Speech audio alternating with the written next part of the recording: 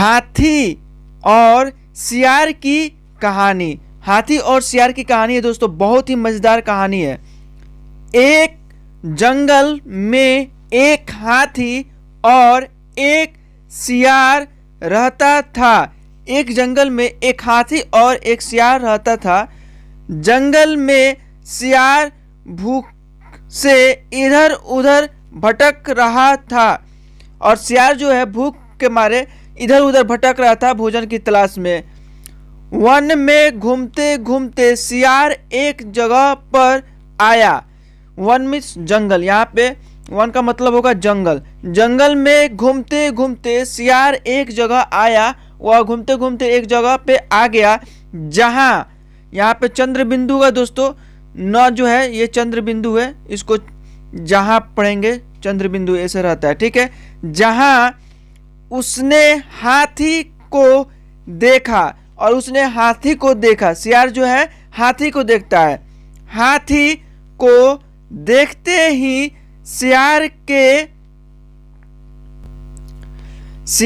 के मुंह में पानी आ गया और हाथी को देखता है और ये तो भूखा था और इसको क्या होता है, सियार को मुंह में पानी आ जाता है। सियार हाथी को खाने के बारे में सोचने लगा और यह सियार को खाने के लिए सोचने लगा कि काश मैं इस हाथी को खा लेता।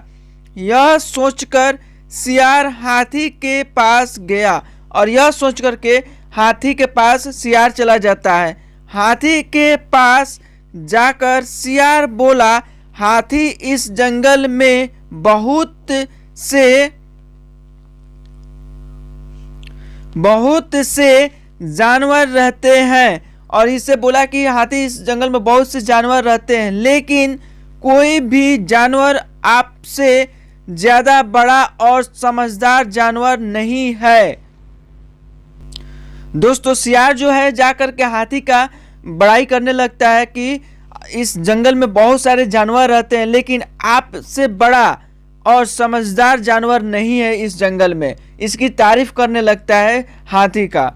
क्या आप जंगल का राजा बनना पसंद करेंगे? क्या आप जंगल का राजा बनना पसंद करेंगे? ये तारीफ करके बोल रहा है हाथी से। सियार की यह बात हाथी को अच्छी लगी और सियार की बात जो है हाथी को अच्छी लगी। इसकी तारीफ जो कर दिया, जाहिर सी बात है किसी को कोई तारीफ कर देता है तो उसको अच्छा लगता है और इसको बहुत पसंद आया और ये राजा बनने वाला था, ये भी ख्वाब देखने लगा।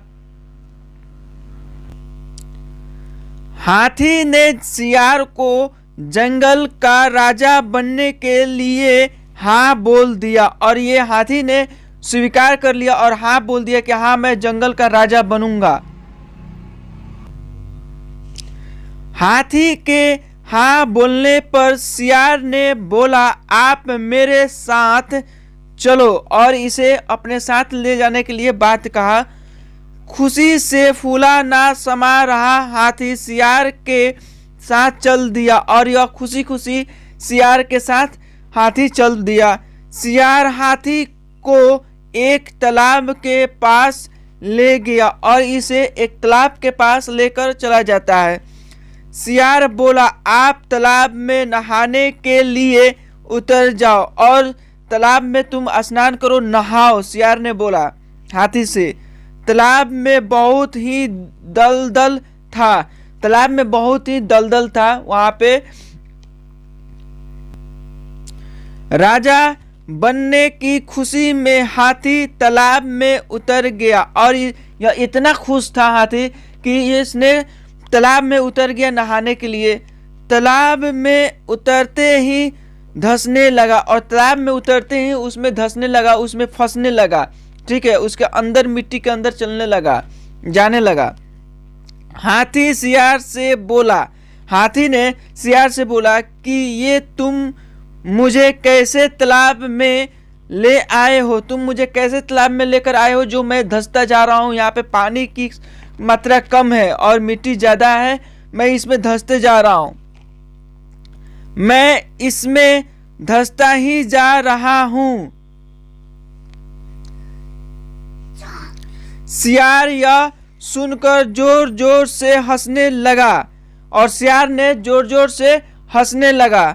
सियार बोला कि मैं तुम्हें अपना शिकार बनाना चाहता था। और सियार ने बोल दिया स्पष्ट कि मैं तुम्हें अपना शिकार बनाना चाहता था, इसलिए मैं तुम्हारी तारीफ किया और तारीफ करके यहाँ पे लेकर आया, इसलिए मैं तुम्हें इस तालाब में ले आया। यह सुनकर हाथी मायूस होकर रोने लगा और इसे बहुत रोना आया हाथी को, और यह रोने लगता है। हाथी ने तालाब से बाहर निकलने का बहुत प्रयास किया, इसने बहुत प्रयास किया कि मैं कैसे कैसे करके मैं बाहर निकल सकूं, लेकिन हाथी फंस गया, सो निकला नहीं, लेकिन बाहर नहीं निकल पाया। धीरे धीरे हाथी दलदल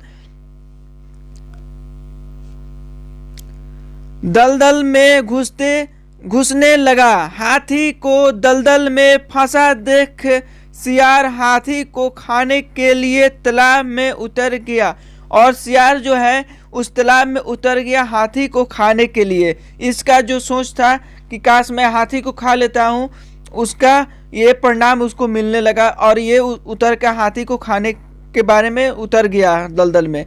जिसके बाद सियार के साथ साथ हाथी भी दलदल में फंस कर मर गया, और दलदल में दोस्तों सियार भी फंस गया।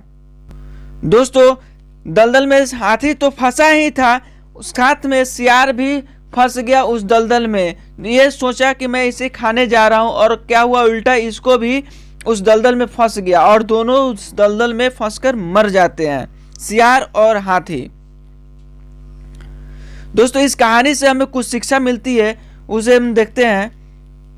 जो दूसरे के लिए गड्ढा खोदता है, जो दूसरे के लिए बुराई सोचता है, गड्ढा खोदता है, इट मीन्स कि बुराई सोचता है, वो दूसरे के बारे में, कुछ अपना हित के बारे में नहीं सोचता है, वह स्वयं भी उस गड्ढे में गिरता है। वो